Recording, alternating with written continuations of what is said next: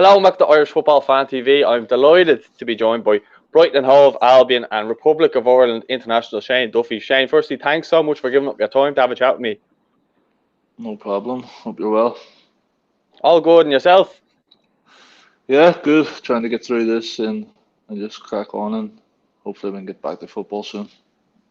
Absolutely, absolutely. Well, since we have you here, we're going to talk to you about your career so far, from your early days up until right now. So, kind of growing up in Derry, what was it like? When did you start kind of getting into football? What age were you? Obviously, I was quite late actually thinking about it when I didn't really start playing until like under 12s and 13s, and I didn't really have a big interest when I was younger. It was always my little brother, and then one day he sort of made me come down and join the team, which I ended up joining, and for under 12s, and then from there on it was just straight through. They obviously want to sign for Everton, so I was quite late developer, but it was a good decision in the end. Yeah, did you ever have a moment, like either watching Ireland or the World Cup or anything like that, that kind of went, oh, I kind of like this? Yeah, I always remember we were in school, obviously when Robbie scored against Germany, and we were all watching it in the World Cup, and that always sticks out. We were at school and we were all in the assembly hall, and it was insane, and that sort of gave me the feeling of football sort of in school and stuff like that. But the World Cup obviously sticks out with you. If that was a great World Cup for Ireland, and that's probably my biggest memory early on, I would say. Yeah, I actually was only watching that game yesterday. We missed when you actually watch it back, and it got right down to like the 92nd minute or whatever. We missed so many chances. We never thought the goal was coming, and then Robbie popped up with that goal. Iconic moment. Yeah, it was such a big moment for Ireland. Yeah, and to be fair, what a team we had at that World Cup as well. So that's obviously the moment that sticks out for you then, Robbie's goal. Yeah, I would always say that. Like when I get asked it, I think Robbie's goal is probably the key part. Yeah, probably. All right, and did you have a favorite player growing up that you kind of based your game on or anything? I always wanted to be a striker when I was growing up. I don't know why, but I always just looked at the Irish players and growing up in sort of the Celtic. Like I used to love Henrik Larsson growing up, and Player. yeah, and stuff like that. But obviously, I always looked at the two Keens. I think growing up, they were probably the best standout players for Ireland, and that was for probably Ireland, but worldwide, I would say that as well. Just obviously where I'm from in Derry, it's a lot of Celtic fan base and Ireland fan base, so it was always like Robbie Keane or Roy Keane or someone like that. So yeah, I would probably say them as growing up. All right, and when you were coming through, I know you said you were quite late developing in terms of football, but were you always a centre back, or did you try to play centre forward or anything like that? What kind of way did it transfer? I think I played centre mid for my school team, so I was just running around like headless chicken, I think, and then I ended up signing for the team, which I did under 12s, and the manager there just put me in centre half, and I soon got picked up for schoolboys and then pushed on him and just stayed there. But obviously before all that, I was just like running around as a striker and stuff like that. But I remember at school I just played centre mid, and I used to actually play right back as well sometimes. So I wasn't getting forward much. Like you weren't Gary Kelly then? No, definitely not. Well, you said there that you played centre mid, and you mentioned Roy Keane, so I imagine he was a big part of that. Kind of, you probably want to emulate his game, was it? Yeah, well, he was the standout player, wasn't he, for Ireland, and he used to run around in school and wanting to be Roy Keane, and everyone sort of wanted to be him. So, or my year anyway, and that's the way it was. And then you'd probably say the good players were like the Robbie Keanes and trying to get all the balls. So that's the way we sort of grew up in our school in Derry. Yeah, but to be fair, at that time, Roy Keane, I mean, you could probably say, arguably, was probably the best midfielder in the world, or certainly up Yeah, there yeah, at that time. 100%. And yeah, even throughout his career, I think Roy gets mentioned in the categories of the best midfielders in the world. So that's a credit to Roy, and for our country as well. It's a big thing. So they have a player like that coming from Ireland is massive. Yeah, 100%. So from I suppose playing for schoolboys and stuff like that, when did Yeah. you start getting noticed by scouts and stuff? I remember the team I played for was Floyd Harps in Derry. So I remember me and the striker went over to Southampton on trial at 15 or 14, maybe 14, and and then after that trial, it was like about 6, 7, 8 different clubs then wanted to take me on trial and stuff like that. So probably age of 14 where it started to get really serious, where they wanted to bring me over, but always like I played in the Victory Shield for Northern Ireland, and that was like a big stadium, big stage for young players, and it was on TV and stuff, and a lot of scouts were there as well. So around that era, I would say it started to get serious. Do you not find that a bit crazy? Because you said, you know, what, under 12s you started playing, and then by Yeah, 14 you were getting noticed. yeah, That's a very short time yeah, span. Like, yeah, and I always say it as well because like I didn't literally play a football match until under 12s, like so. And then when I ended up signing for England in England, I was still obviously raw and very raw, and I had to adapt. And these players were at the academies the whole time and coming through since under sixes, and I was just 2 years just playing in Sunday League football, so it was difficult to say, and but I battled on through and then just adapted to it. yeah, well, like, credit to you for that, because you know, I know Seamus Coleman actually went over without a academy experience as well. So when Yeah, you first signed for Everton, what was the feeling like? The fact that you had yeah, signed, well, that would have been your first pro contract, am I right? yeah. It was, yeah. So oh, it was obviously a special day when because I had a few options at the time, which I didn't know where to sign, and I just got back from Arsenal the week before on trial, and obviously Liam Brady was there, and he wanted to take another look at me and stuff like that. So and I had a few other different options then, but I think when I signed for Everton was probably it was obviously a massive day for my family and stuff like that. But probably done it for me at the time was when David Moyes was there, and he watched me at the Victory Shield match against England, and I actually scored. I actually scored that day, and he just wanted to sign me the next week. So yeah, it was a special day, and obviously I'm delighted that I picked Everton at the time. And now it is a special club. Yeah. I told you beforehand, I'm actually a massive Everton fan, so Yeah, I actually have always kind of kept a kind of close eye on your career, being Irish and obviously playing for Everton.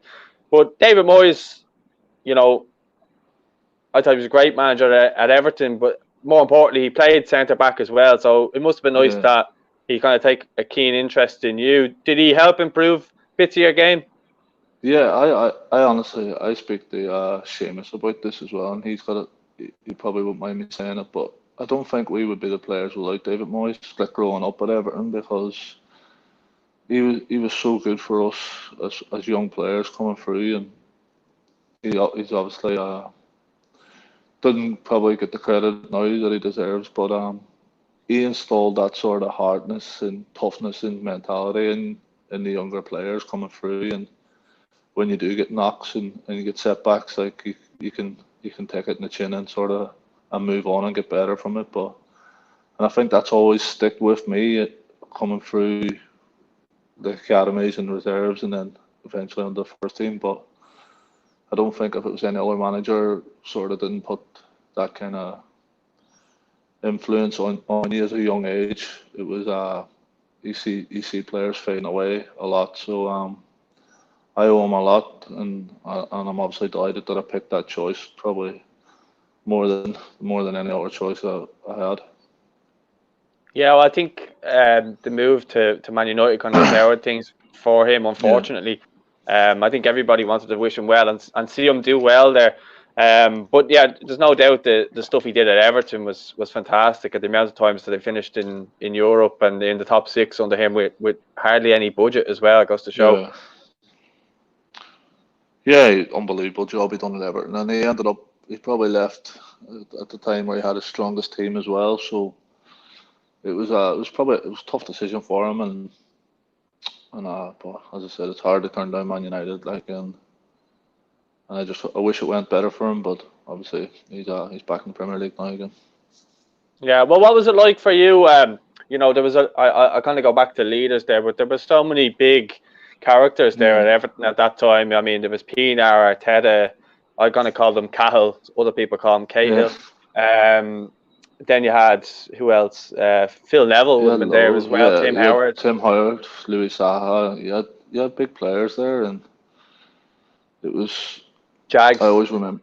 Yeah, Jags and Bainsy, and you had Sylvan Distan and stuff like that, where Johnny Heidegger, who was a World Cup final, and you all these big players, and it's sort of it's intimidating going up to train with the first team with them kind of players, but they all made you feel like welcome straight away, and it was like you couldn't wait to get up there to train with them kind of players, and you could see the difference in quality. Like when you did go up, it was ridiculous, and that's the credit to the players obviously, and the manager getting them in. But looking back now, in that team, that was a special team for not even as much money spent on that team either, and he built it. It was it was a good team. That I took a lot from it actually, from just probably not saying much around it when I was there, but just taking it all in and sort of seeing what they were doing, and then try and do that in my lifetime. Yeah, well, it must have been great for you to learn off them. Did any of them really, like, I imagine someone like Jags or Sylvan Distan would have been a good mentor for you? Did they often talk to you about stuff about your game, helping you improve and stuff like that? Yeah, they were all, like, obviously they always had to focus on their own game on a Saturday and build themselves up during the week, but they always had time for you, and you had great people there, like, and they always, if you wanted to ask them something, and obviously under David Moyes, I was sort of training with the first team there all the time, and we done like defending sessions, so you were always with the centre halves and stuff like that. So and they talk to you, and they tell you what you need to improve on and stuff like that. But like everyone in that team, that squad particularly, were very good to the young players, and there was a lot of young players coming through in that squad as well. You had Jack Rodwell, Dan Gosling, Seamus, you had like Jose Baxter, and a couple of French lads coming through, which moved on eventually. But so it was a lot of young and experienced heads. Yeah, well, as I go back to it's probably my favourite Everton team that I've seen in recent times, especially kind of that from probably 06 to about 2010.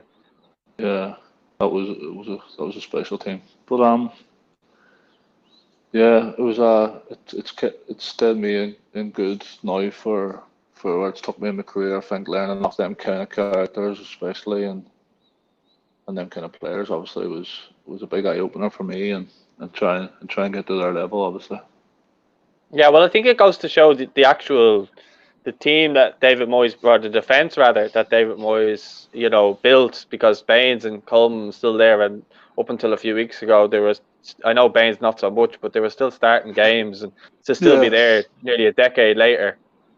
And Jags only left for Sheffield United last season too. Yeah, exactly. And you could tell probably with them kind of players that they were going to stay for a long time. And I'll never forget the first day I trained him. Leighton Baines was training, and you could see his quality, and he was always the best player in training, and I'm in Pienaar, and it was just, I was thinking I'm never good enough to train with you. And he was competing with Ashley Cole at the time for England's left back, and he was some player, but and obviously Seamus is everyone knows how good he's been for Everton and Ireland. Yeah, Mr. Consistent, I call him. Him and Bainesy. Yeah, they are. But kind of talk to me then kind of about getting your Everton debut and then obviously playing a little bits in Europe and stuff like that. Because, you know, from what you told me, kind of going over there, starting at under 12s, and then at this point, you're still relatively young. I'd say imagine you're 17, 18, kind of getting your debut, were you? 17, yeah. It was, I was 17, it was Europa League away at AEK Athens. Athens? Yeah. Yeah, AEK Athens, yeah, away, and we won 1-0, I think. No, we won 1-0, or drew one each, maybe. But I sort of knew we had a lot of injuries at centre half at the time, and I think me and Tony Edward played centre half. And I knew before we flew out that I was playing, so that sort of settled the nerves a little bit. And I've been training with the first team here for a couple of weeks before this as well, so I sort of got to know the players a bit better. And yeah, obviously I knew before, so and I actually played well on the night, and it was a good feeling. And to actually play for a club like Everton was obviously special, and you can always, when I retire, look back and say, like, I played for Everton Football Club, which will come to me, which is obviously one of the proudest moments. And you got to play in Europe as well, which maybe some players won't get to do that have been there previously. Yeah, of course. Yeah, it was obviously European football as well. At 17, I just took it like any other football match, really, and just tried to head and kick it. Nothing new there, Shane. What? Nothing new there. Exactly. Kind of leading on from that then. So that's what, around 2010? Yeah, probably around that. I was 17. So it would have been the group stages in Europe. So September, October time, is it? Yeah, well, because Seamus started kind of getting in around then as well, wasn't he? Or maybe the following season. Yeah, I think Seamus was. When did he go to? He went on loan to Blackpool, did he? That was the year after, I think, maybe. Did he? Because I remember him making his debut against Spurs, and he set up. He came on with 2-0 down. Yeah, Tim Howard made a save from a penalty. Yeah, I'll never forget it because we were both warming up on the bench together, and like, I think it was centre half went off injured, but I think Yobo was playing right back that day, so we brought Yobo in the centre back or something like that, and then put Seamus on instead of putting the centre half for centre half, and then he went on and scored or played well or something. I think he either set up the 2 or he was involved anyway, but he was roasting Gareth Bale when he came on. I'm sure he loved that. Wouldn't be the first time, I'd say. Yeah, he set up Zaha, and then Tim scored a header because the ball came across, and then Bainesy hit it back in. Tim, he's kind of on the ground. He headed it. And it was 2-2 then. I remember Tim that, made us. I remember. Tim Howard made a save from Jermaine Defoe as well. Yeah, I remember that game so much. I remember buzzing for Seamus after. Yeah, he like seeing you kind of look at back then, and I don't want to skip too far ahead because we will come to it, but like, did you ever envision probably being the 2, I'd probably say right now anyway, the 2 most important players for Ireland?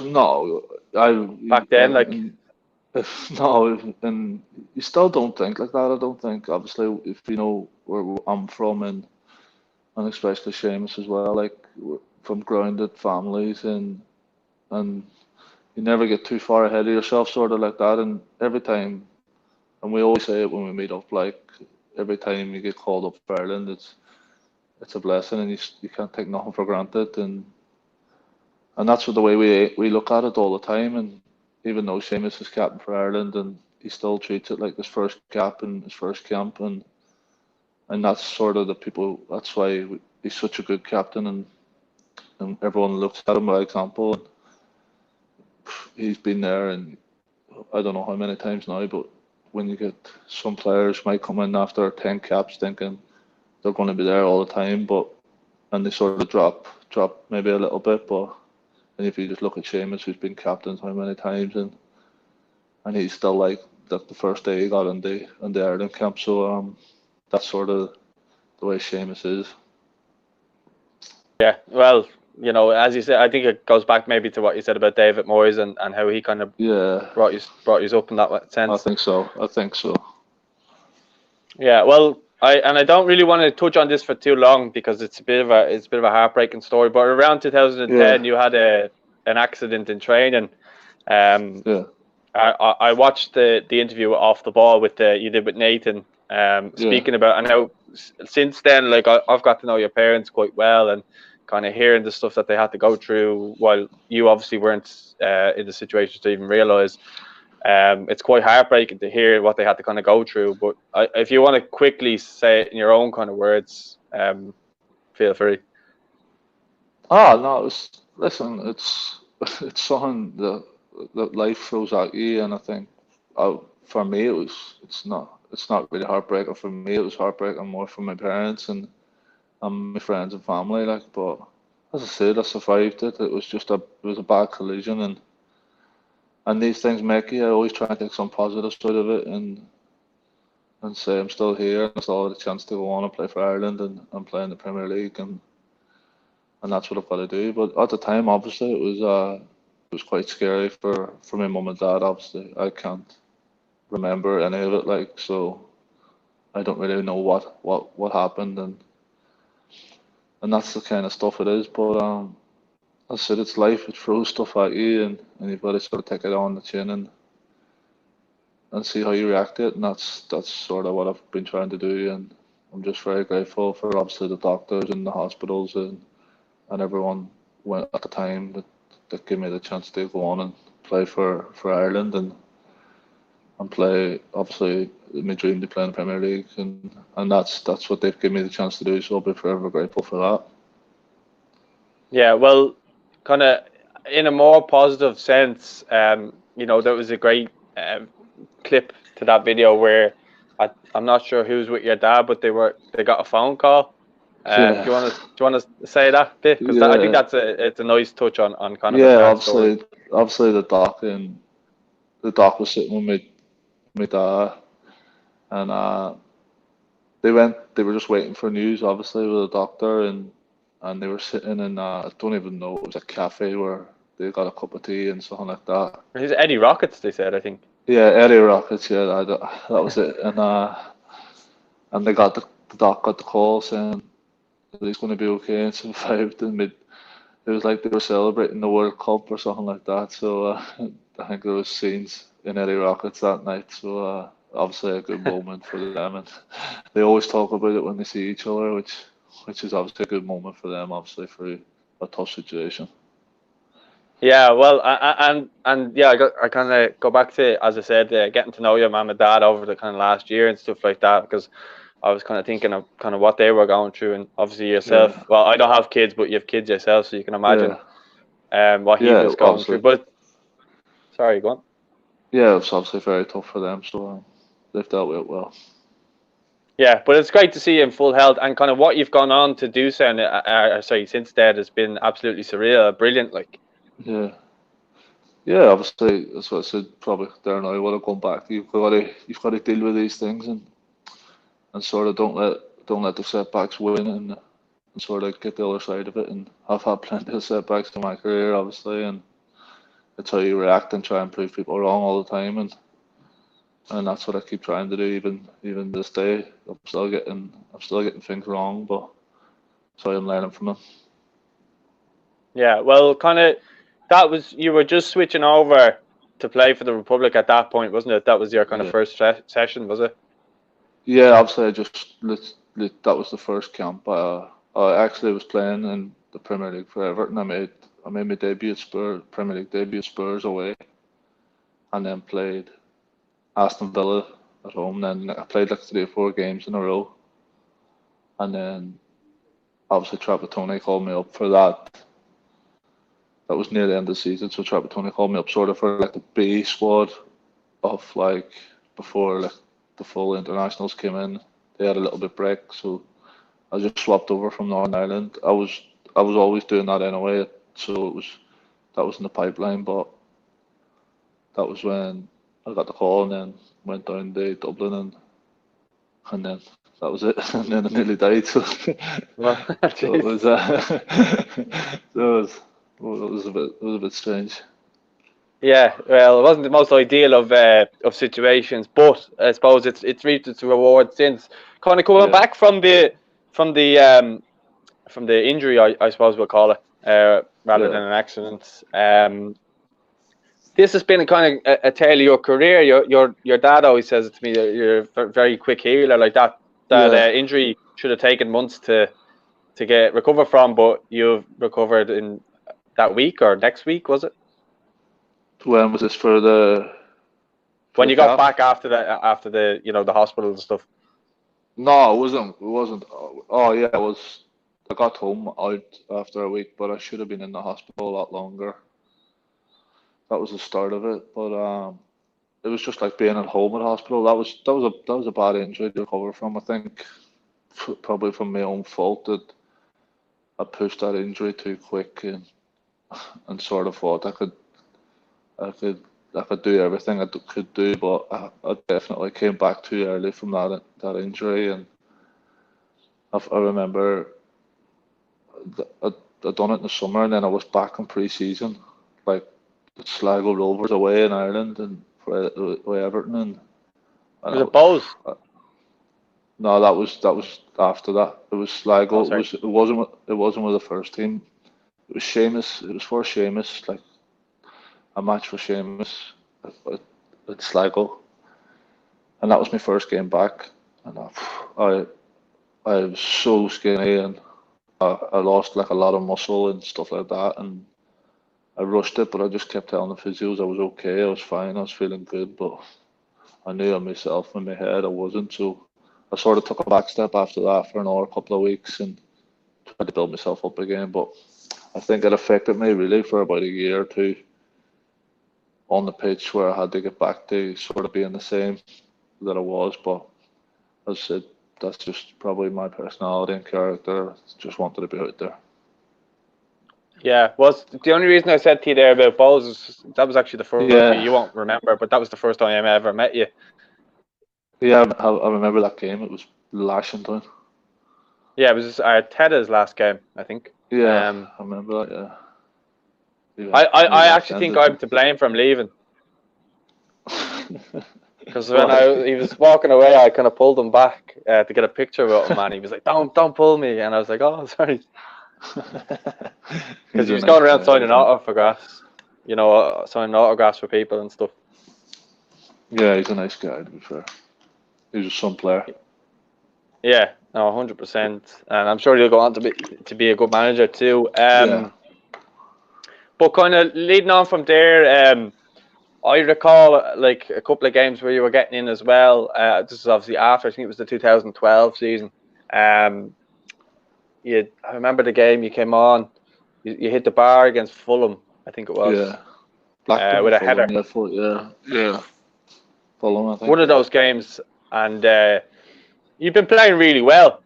And I thought you should have started against Man City. That was I remember it well because I went to Australia that year. That was the last game I got to Yeah, go to before I went to Australia. And Darren Gibson scored. Landon Donovan came on loan yeah, as well. yeah. London, yeah, yeah, So and he was class as well.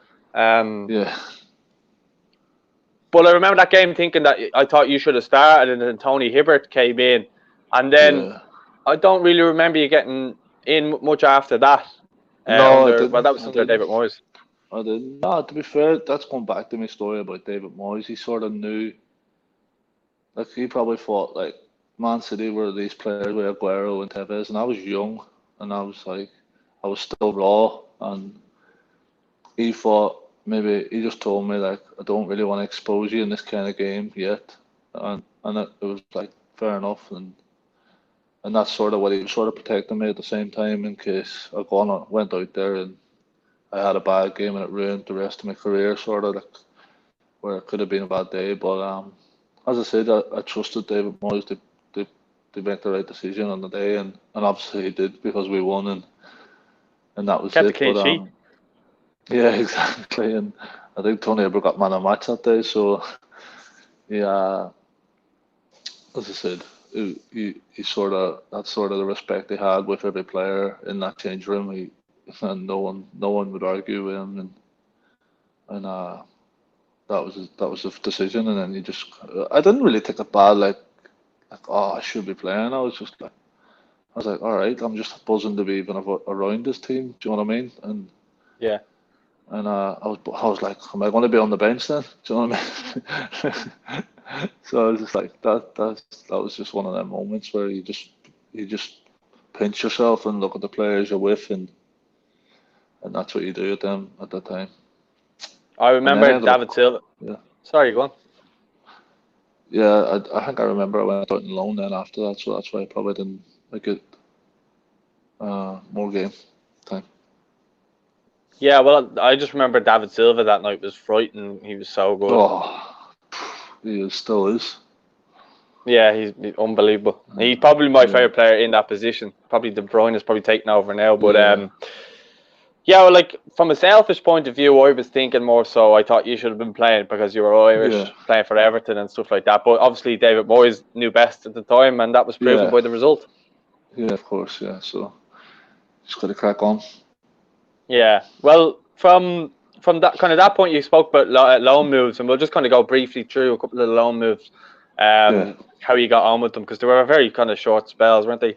yeah, yeah. Well, probably Yeovil was my longest, but my first ever loan was at Burnley, which I only played one game, and Eddie Howe took me there. So it was sort of like an emergency loan. So I went there for a month, and sort of just a learning experience, just being around first team squads on a Saturday every week, and then I came back after that month, and then I went to Scunthorpe, which was great. I enjoyed Scunthorpe so much. It was 6 months of just playing proper men's football when I was still young boy and getting bustled around and getting thrown around by big strikers, and I enjoyed it. And then that was sort of the moment I realised that I wanted to really stay like at a high level sort of, and push on in my career. And obviously, I remember in January, Everton got a few injuries at the time, I think. So they recalled me from Scunthorpe, and I ended up playing Hartlepool away on the Saturday. And then the next Saturday, I was playing at White Hart Lane. So it was just for Everton. So it was just a mad scenario, and that was a good moment. They always look back on.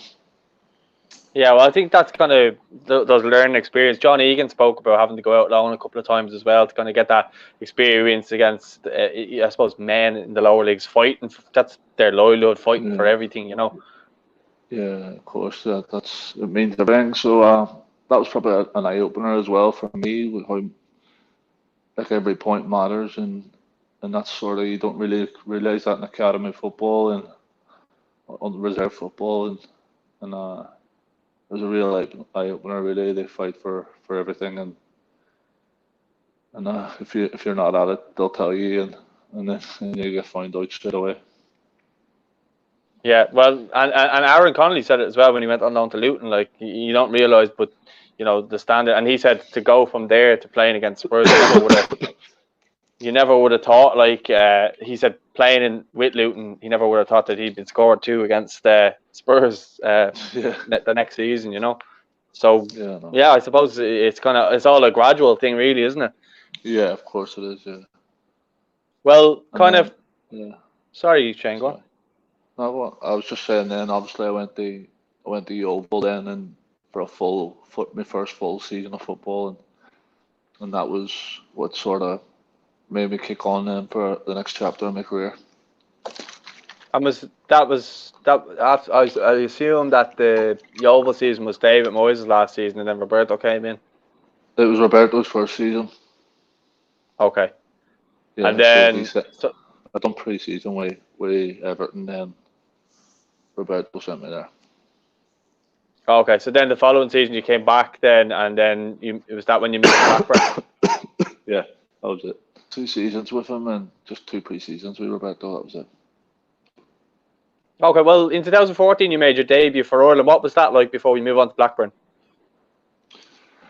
And the call America, up and all that. Yeah, obviously it was Martin. So, it was mad. Obviously, it was only friendlies out in America, and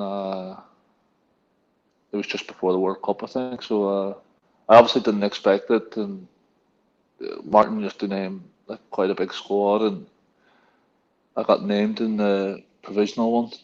So I was like, oh, yeah, but I was just thinking that'll get cut. So, so I was sort of planning my holidays and stuff, and then yeah, I got picked in it. So I was delighted. I was obviously nervous, but I knew quite a few from the underage and stuff like that. But yeah, that was a mad moment. That, and obviously probably one of the first times I've come with Roy Keane and stuff like that. So yeah, it was a special moment. Obviously, to line up and get the actual start against Costa Rica was amazing, and I was just devastated we didn't win the game because I think we had a chance and Robbie missed a penalty. But um, yeah, it's sort of hard to describe your debut feeling. I think I couldn't sleep that night. Like after, I was just buzzing. Yeah, I had Leo Connor on earlier on today, and he was describing his debut as well against New Zealand, and just saying like you can't really put it into words. It's just special, like. Yeah, it's a different feeling than that playing like your first debut for Everton or Brighton or something like that. It's a completely different buzz, and I think you take it more to your heart, and it's something that you can always say that you played for your country, and it's one of the proudest moments you get in a football shirt anyway, and probably your life as well. Kids being born was probably the most proudest thing, but after that, I would say my debut for Ireland, like so, and that's how special it is, like. Class. What was Martin like? Because I know he's a Derry man himself, and Roy Keane meeting Yeah. him. What was that like for yourself meeting them? Oh, Martin was great with me. I think I've got along with everyone really, and I always, I've, I have to thank Martin for everything he actually done for me, and he was quite, he'd be quite tough on you and stuff like that, but for the right reasons to try and get you to be better. And he used to, I remember obviously he was giving me debut, but then didn't call me up for a couple of years then, and then when I came back, he thought I was a different person, so he would just give me that kind of stick and stuff like that, and he says I lost weight and stuff and bulked up, and then he started to like what I see, and then he could see the confidence of picking you and relying on you, and then obviously picking me for the Euros where I was an outside chance from not being in one squad for the qualifying, the whole thing, and getting in the back door sort of with an injury to a few players. So I'll be forever grateful with Martin, and I still have huge respect for him, what he done in the game and what he done for Ireland. Yeah, I think it's unfortunate how things kind of soured off towards the end, but like we won't really go into that too much. But kind of coming back from your debut, then signing for Blackburn, was there a particular reason why you went to Blackburn? Um, I remember at the time where Everton, I had a year left in the contract, and Everton wanted to renew it, but I got to the stage where I thought Roberto was going a different pathway, and then Blackburn came in. Obviously the season before I was at Yeovil. I played against Blackburn couple of times and played quite well against them, and the manager at the time was Gary Bowyer, and he was like the Blackburn reserve and academy. So I used to always play against Blackburn with Everton, and he knew me quite well, and I didn't have to move far from Liverpool and where I was. So and it was a massive club, and I really enjoyed my time at Blackburn, and it was a good move for me. I went there and played 3 seasons there, so it was quite good. I'd say it was. You would have had a young family at the time, so moving Yeah, I there is did. probably handy as well.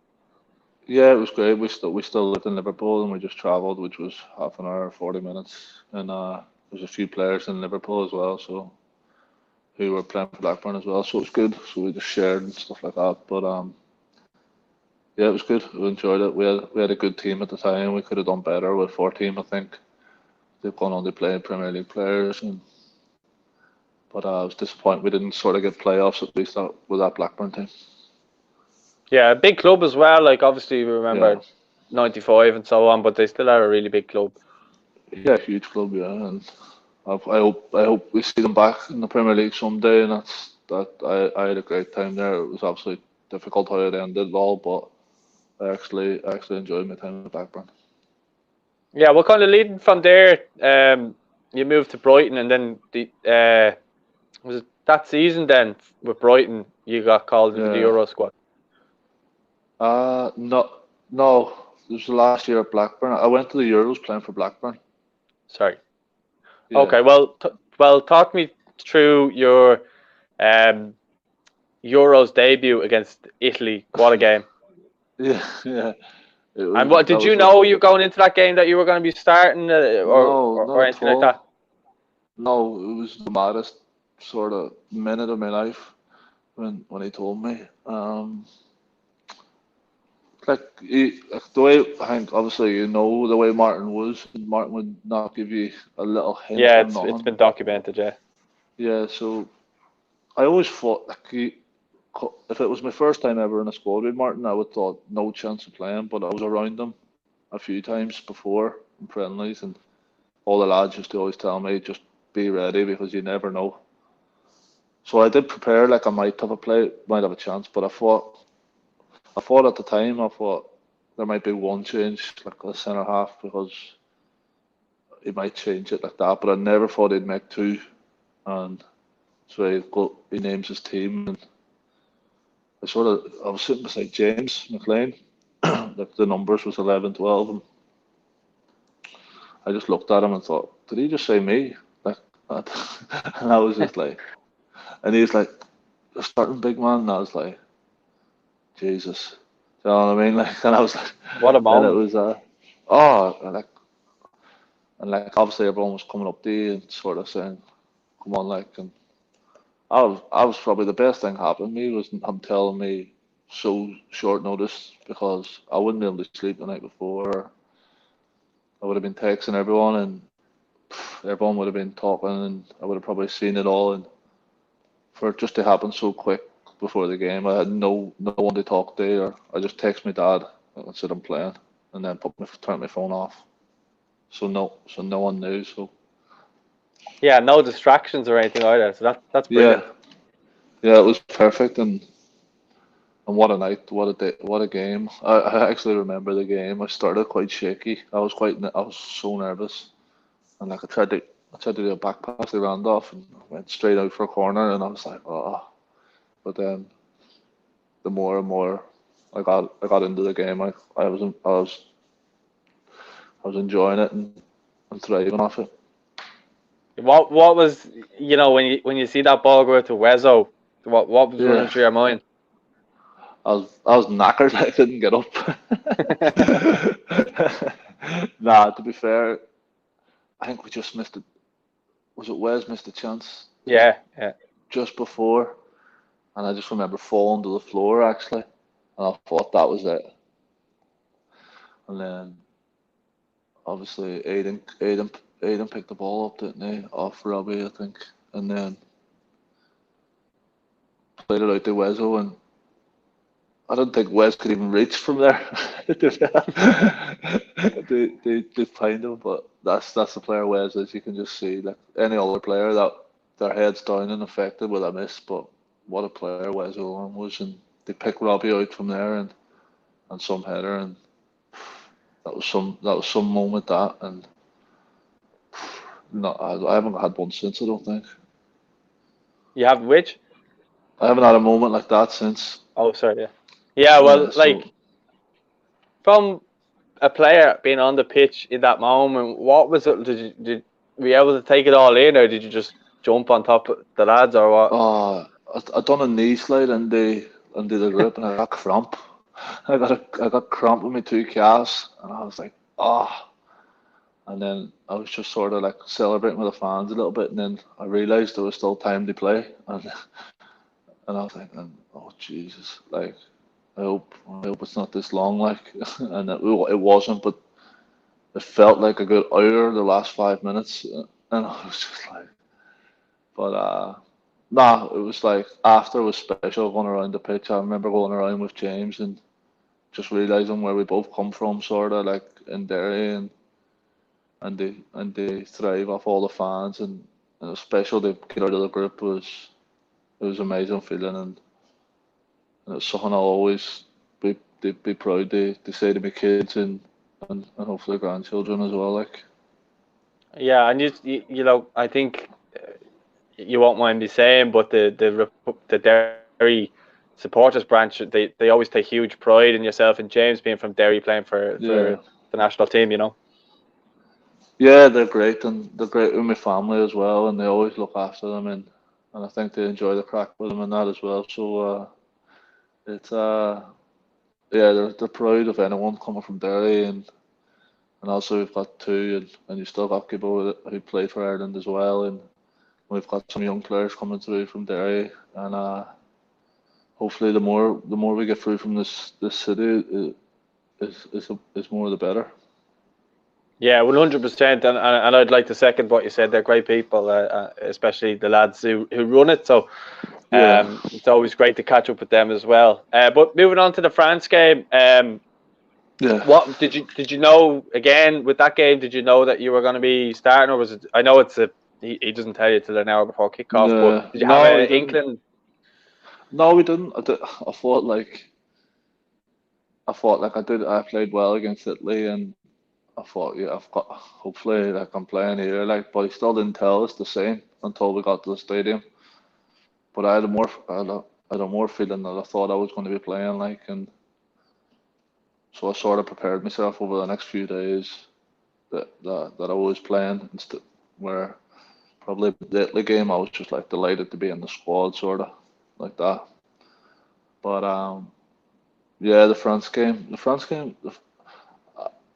was weird actually, because I actually thought I played better in the first half against France than I did against Italy, and I was cruising. Then at half time, I got in there and it was quite comfortable, like, and then obviously the rest is obviously history, sort of like where we all know what happened there, and it's just 10, 15 minutes of madness, which knocked us out of the tournament. So, but as I said, you got to take it in your chin, and I felt like I had a lot of support from the team and the manager at the time, and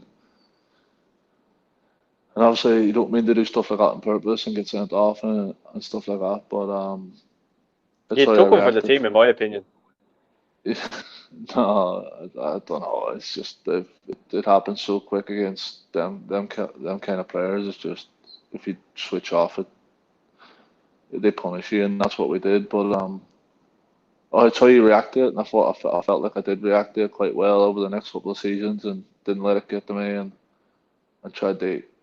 I know a lot of people still think about that with my Ireland career, but I'm just trying to sort of make better memories for it, and hopefully they don't remind them of that game too much. Well, I think you might be a bit too hard on yourself there, because you know, to go 1-0 up against the team that they did get to the finals, and then 2 years later they did win the World Cup with a lot of the same players. So to go 1-0 up, you know, and give them a game, because I think Martin came out and said it afterwards, and they had a much longer break than we did as well. They did. They played first, didn't they?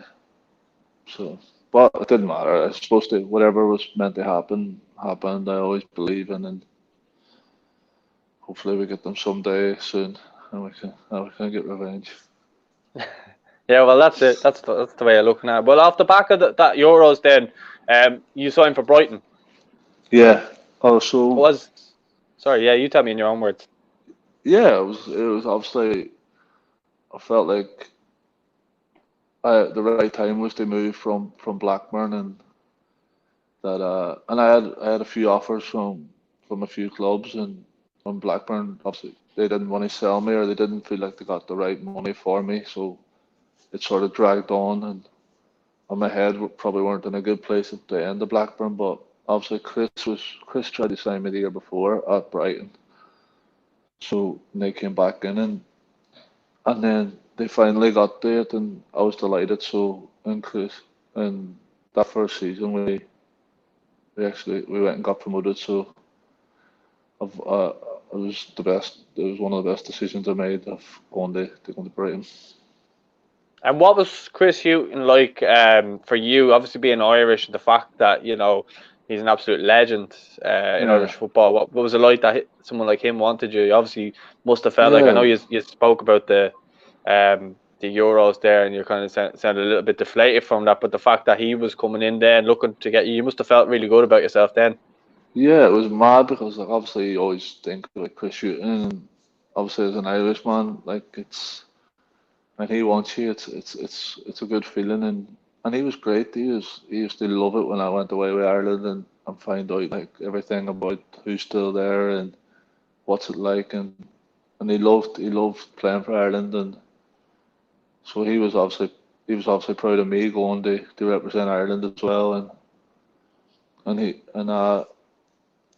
used to always tell me like to make the most of it because it goes international career can go quite quick and stuff like that, and he was great. But for what he done for me personally and off the pitch, he done a lot for me off the pitch as well, which a lot of people don't know about. And he was great, and he sort of took me under his wing and sort of improved me as a person and as a player. So I was obviously disappointed that he left, but obviously that was the club's decision.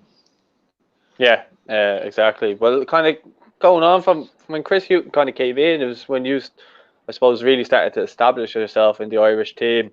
I remember distinctly you scored, well, no, it should have been a goal, sorry, against Austria. I felt like we were robbed, the header. Yeah, robbed. Yeah, well, I didn't think you failed them, but like you can't change it now. But going on from that. Sorry? I didn't foil him. I don't know what he was seeing, the ref. Yeah, well, I think we'd all be in agreement with you there. Maybe if VAR was around at the time, it might have worked in our benefit. But unfortunately, it didn't, and we had to. Well, the game that there was a couple of good games in that campaign where we drew the 2-2 with Serbia, then we beat Austria. James McLean was brilliant in that campaign, goal scoring wise. Yeah, he was. He scored a big one away in Austria away, and obviously the Wales game as well away. So I think he scored a few out in Moldova, was it? I think so, yeah. Was it Moldova? Yeah, I think he scored a few out that night. So yeah, he was a big player that campaign for us. Yeah, well, that game against Wales was the game I was going to touch on because I actually did an interview with John Hart's, and it was actually before they beat us 4-1 in the Nations League. But I did an interview with him, and he kind of spoke about yourself in that game. Just said you were like a man mountain that game, and then he actually went into Martin O'Neill after the game because obviously he would have worked with Celtic, just to say how brilliant you were.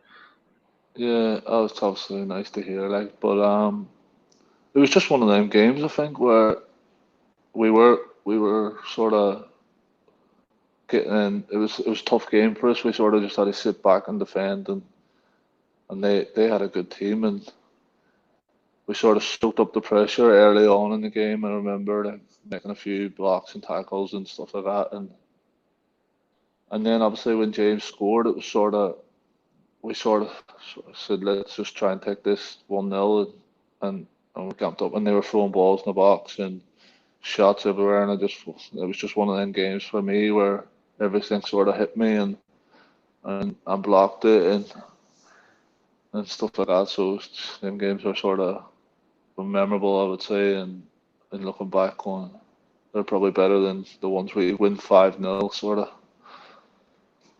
Yeah, well, his body's on the line, with a hard fought victory. I mean, to go there and do that. They had, as you said, they had a good side. You know, I know Joe Allen got injured early on from a little sandwich. I can't remember who did it, but I think it was Myler, was it? Maybe, I don't know. Myler and Whelan, was it? Oh, I think Whelan, yeah, maybe. Yeah, well, I think that game kind of epitomised what I suppose under the good times with Martin O'Neill, what that team was about. You know, really grit and desire and getting the win. Yeah, and that's what it was. And don't get me wrong, I know we got a lot of criticism at the end of the campaign, but I feel like Martin was very successful with Ireland, and obviously that was the kind of that was his kind of style that he wanted, sort of being hard to beat and don't concede a lot of goals, and we didn't until sort of the very end of the campaign and when he left. But yeah, it was one of them. I think everyone didn't like playing against us under Martin, and it was going to be tough for the other team to sort of break us down, and then we had magic moments then of players who can sort of produce some magic for some goals, and that's just the kind of style we had. Yeah, I think it's a shame that unfortunately the things kind of soured in the last year under Martin, because I think in ways some people don't really reflect on the good times, because there was definitely more better times than bad times. You know. Yeah, 100%. Obviously, all good things sort of come to an end as well, and he took us to one, well, nearly at a World Cup, and he took us to Euros, and yeah, one game the obviously, Denmark game the kind of soured Denmark things, game. didn't it? Yeah, and that's sort of the moment where it went not as planned, I would say, and Yeah. that probably result took a lot out of the players' confidence and trying to put that behind you, and probably the hopes of trying one game away from getting to the World Cup, and it took away from me at the Aviva, which is quite hard to take in front of your fans. But that was just a bad sort of next year, I'd say, where it didn't go really well for us. Yeah, well, I had Dan Randolph on. He spoke about that. Coming up against Denmark continuously, and everyone goes on about the 5-1. But I thought he put it into perspective quite well. The way he just said, look, if you're gonna try to go after teams, the likelihood you could get punished on the counter attack, and that's ultimately, obviously, you scored the first goal, and then after that, that's just what happened, unfortunately. But we were missing Seamus, James McCarthy as well, who were big players at the time as well. People forget that too, Yeah. Oh yeah, we were. And Seamus was a massive player in that campaign for us, and obviously the bad injury, but that was a tough night, I would say. Obviously, I think the players probably should have took more blame for that game, because I think we could have dealt with it better if they obviously got the away goal to make it one each, but instead of being calm and thinking we could get another goal here, we sort of went what Randolph said. We went all guns blazing sort of to try and get a few goals, and that left us short at the back. And then we all know what Ericsson did that night. So if you give a player like that space and quality, he's going to punish you. And I just think maybe if we look back, and maybe if the likes of a Seamus was on the pitch with experience, we could have got us settled down a bit, and instead of rushing and stuff like that. But looking back, that's what I probably take out of that game. We could have at least settled ahead a bit and stayed in the game a bit more. Yeah, well, I think kind of with your career, it's one of those things where you live and learn type of thing, and I think the squad did from that. Yeah, that's what you have to do. I think any other way, if you don't learn from it, you're just going to go one way and it's down, I think. Yeah, no, 100%. Well, on to a more kind of positive thing. That was your first season in the Premier League then. Yeah. What was that like? Was that a dream come true that you're established? I know you played with Everton, but you're actually established now coming up. Yeah, it was great. I loved it. It was going to, like, I think I played 35 games that year, I think, maybe. and it was great, like playing against the best players in the world every week. But as I said, I think I made some mistakes that season, and I was just adapting. But I played some good games as well, and I really enjoyed it. And then probably going on to the second season then was a better season for me because I sort of cut the mistakes out and and sort of adapted to the Premier League and stuff like that. And that probably shown then going on to like my Ireland career made me more confident and better, and I felt like I put better performances in it. Yeah, well, kind of leading into that, obviously, Mick McCarthy came in as manager. But for me, anyway, I thought Mick really got the fans back on with the players. Got that connection back. I felt anyway. But did you foresee kind of around that time that a lot of fans really look at you as the one you're like now in the same bracket as the Richard Dunns and stuff like that. Like I even see Paul McGrath on Instagram saying you're his favorite player and stuff like that. That's Yeah, a huge compliment to you that from was where you mad. came from. Yeah, of course, and I love it. As I said to you probably back earlier on, like I don't feel like that's me. Like I'm this kind of player for Ireland. I don't. I try and just literally take it like it's my first time, and I've got to prove to the fans and that I deserve, and I'll prove to the players and the manager that I deserve to be here. And I always said from the day one that I did make my debut, I want to keep that same attitude of when I'm playing for Ireland, and I've sort of stuck with that the whole way through. And that's it. Like obviously when Paul McGrath's telling you like, stuff like that, it's like it's a pinch yourself moment and stuff like that. But I just try and be the best version of me, and I know some people don't like it, and some people do like it. But that I thrive off sort of playing for Ireland, putting the jersey on for Ireland, and it sort of gets a different feeling out of me, and it's like I just feel like there's no like, I'm not going to lose this game sort of like because there's so much on it like and that's sort of the buzz I have playing for Ireland at the minute. But as I said, I just try and thrive off it and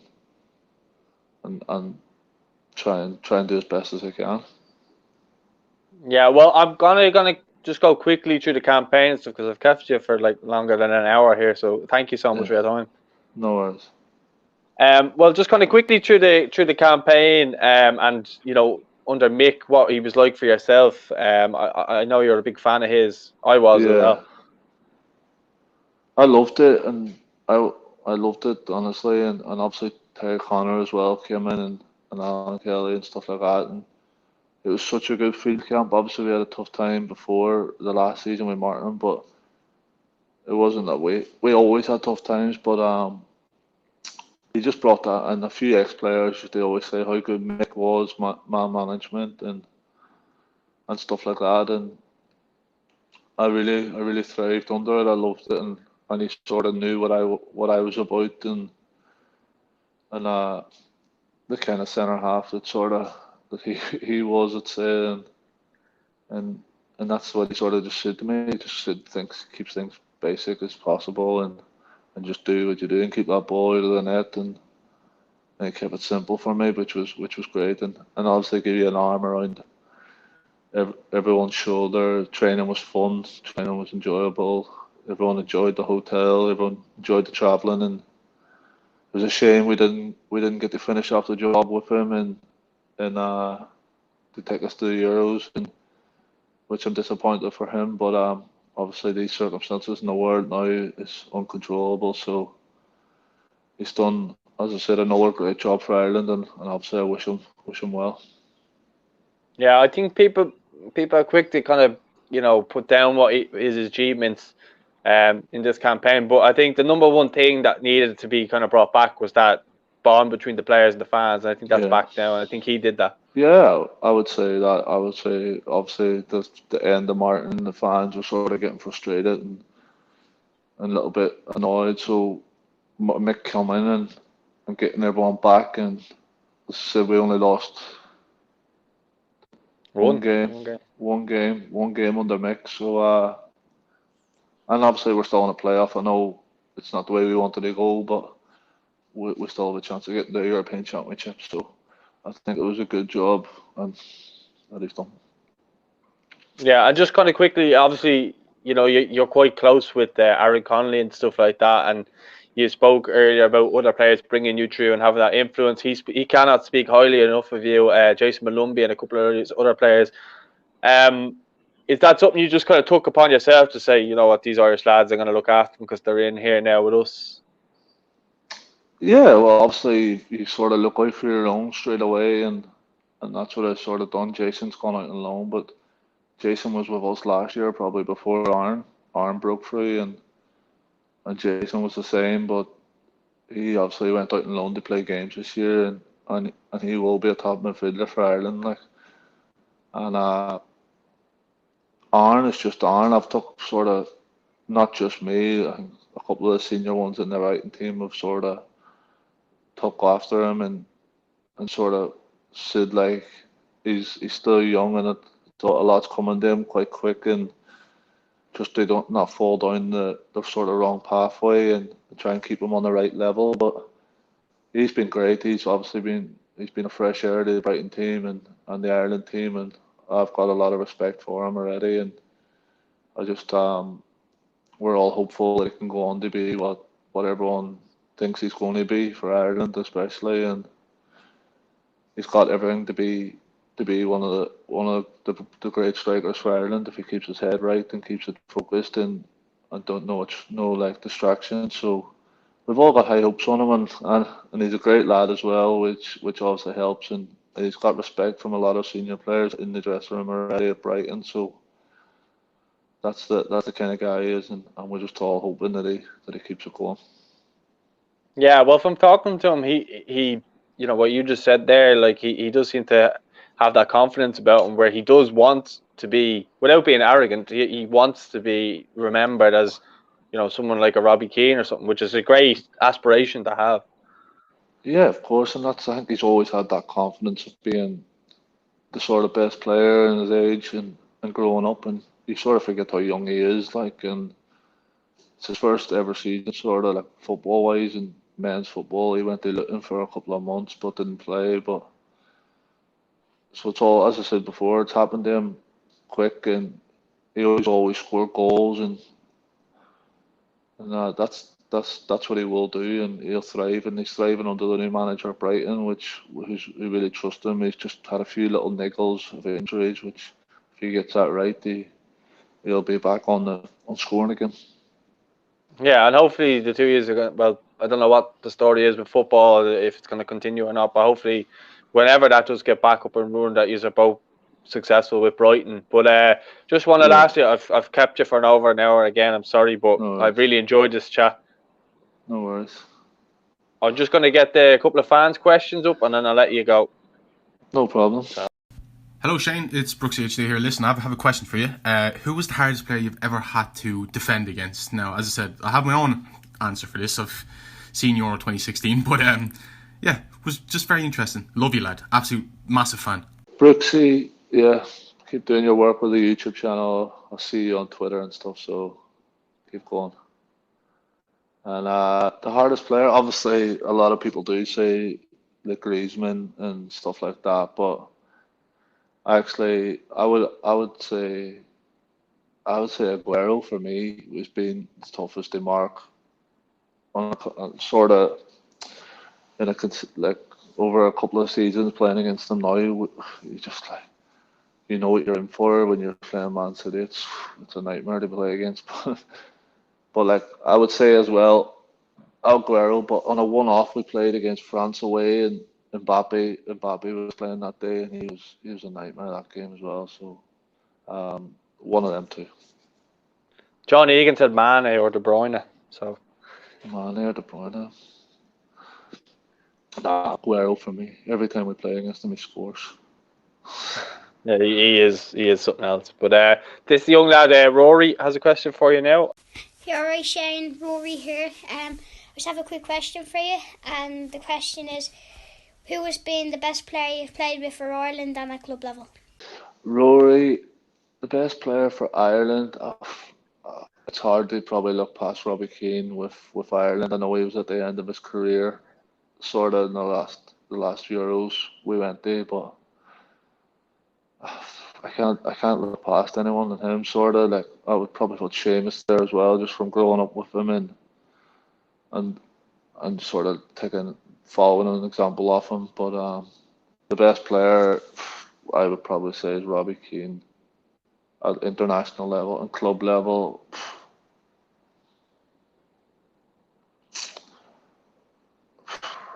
I'd have to pick someone from Everton. I'll probably say the likes of Bainsy or Arteta or a PNR, and you would sort of go down that team. You could pick anyone from that team, sort of. So, but I didn't really get a chance to play with him, really. So, I would probably say Robbie Keane out of everyone. Yeah, that's fair enough. Right, Shane. Well, listen, I'll just want to say a huge thanks for coming on. I've really enjoyed this. Probably been one of the best chats I've had on the channel so far. So thanks so much for coming on. No worries, Paul. Thank you. Well, guys, don't forget to like the video. Don't forget to subscribe. And if you don't follow Shane already, his socials are underneath his name there. So make sure to go follow him. And yeah, again, Shane, thanks so much. Really appreciate it. And I hope you get back playing football soon and keep yourself sane until then. Thank you. Cheers. You're a legend. Thank you very much. Okay. No problem.